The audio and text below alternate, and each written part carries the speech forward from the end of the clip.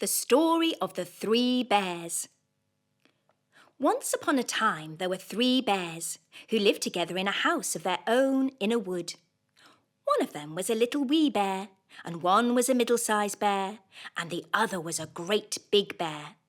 They had each a bowl for their porridge, a little bowl for the little wee bear, and a middle-sized bowl for the middle-sized bear, and a great bowl for the great big bear. And they had each a chair to sit in. A little chair for the little wee bear, and a middle-sized chair for the middle-sized bear, and a great chair for the great big bear. And they had each a bed to sleep in. A little bed for the little wee bear, and a middle-sized bed for the middle-sized bear, and a great bed for the great big bear. One day, after they had made the porridge for their breakfast and poured it into their porridge bowls, they walked out into the wood while the porridge was cooling, that they might not burn their mouths by beginning too soon, for they were polite, well-brought-up bears. And while they were away, a little girl called Goldilocks, who lived at the other side of the wood, had been sent on an errand by her mother, passed by the house, and looked in at the window. And then she peeped in at the keyhole, for she was not at all well-brought-up little girl. Then, seeing nobody in the house, she lifted the latch. The door was not fastened, because the bears were good bears, who did nobody any harm and never suspected that anybody would harm them. So Goldilocks opened the door and went in, and well pleased was she when she saw the porridge on the table. If she had been a well-brought-up little girl, she would have waited till the bears came home, and then, perhaps, they would have asked her to breakfast, for they were good bears, a little rough or so, as the manner of bears is, but for all that very good-natured and hospitable. But she was an impudent, rude little girl, and so she set about helping herself. First, she tasted the porridge of the great big bear, and that was too hot for her.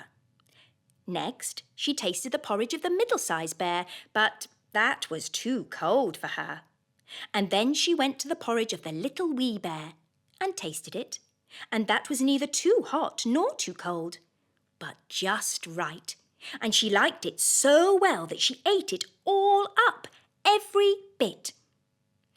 Then Goldilocks, who was tired, for she had been catching butterflies instead of running on her errand, sat down in the chair of the great big bear, but that was too hard for her.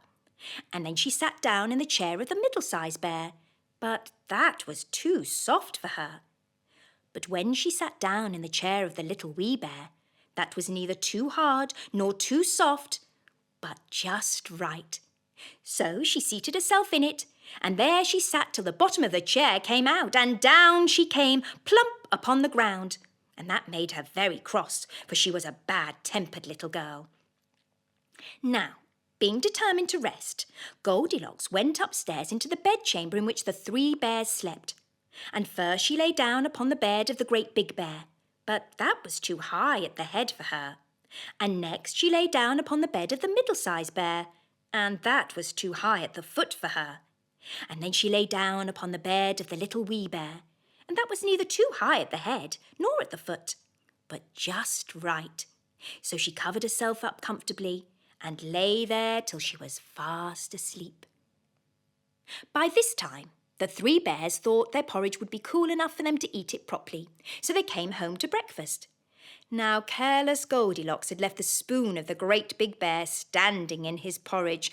"Somebody has been at my porridge," said the great big bear in his great rough, gruff voice. Then the middle-sized bear looked at his porridge and saw the spoon was standing in it too. "Somebody has been at my porridge," said the middle-sized bear in his middle-sized voice.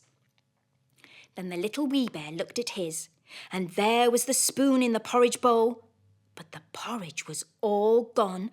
"Somebody has been at my porridge and has eaten it all up," said the little wee bear in his little wee voice. Upon this, the 3 bears, seeing that someone had entered their house and eaten up the little wee bear's breakfast, began to look about them. Now the careless Goldilocks had not put the hard cushion straight when she rose from the chair of the great big bear. "Somebody's been sitting in my chair," said the great big bear in his great rough, gruff voice.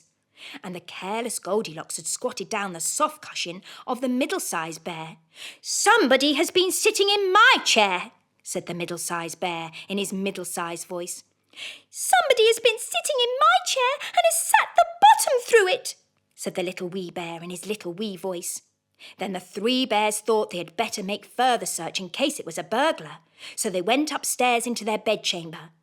Now Goldilocks had pulled the pillow of the great big bear out of its place.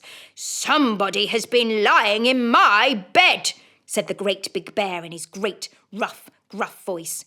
And Goldilocks had pulled the bolster of the middle-sized bear out of its place. Somebody has been lying in my bed, said the middle-sized bear in his middle-sized voice. But when the little wee bear came to look at his bed, there was the bolster in its place, and the pillow was in its place upon the bolster, and upon the pillow there was Goldilocks' yellow head, which was not in its place, for she had no business there. Somebody has been lying in my bed, and here she is still, said the little wee bear in his little wee voice.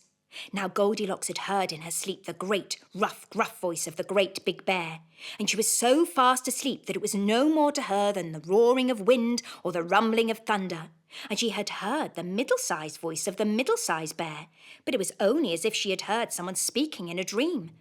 But when she heard the little voice of the little wee bear, it was so sharp and so shrill that it awakened her at once.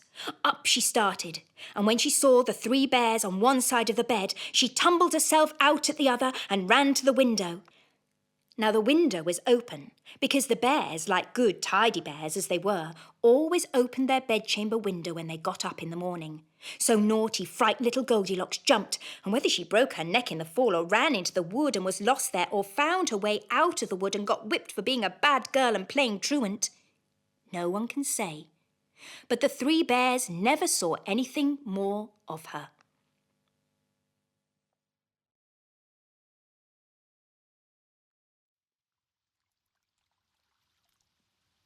Now it's time to get ready for bed, so let's end our night with a soothing lullaby.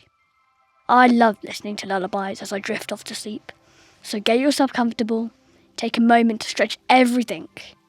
Your fingers, your toes, your arms, your legs, and your ears. What do you mean you can't stretch your ears? Are you stretching? Good. One last stretch, and then release. Let everything go floppy. Let your body calm. Let your breath calm. And let the music wash over you. Thank you for listening. And sweet dreams. It's quiet time now.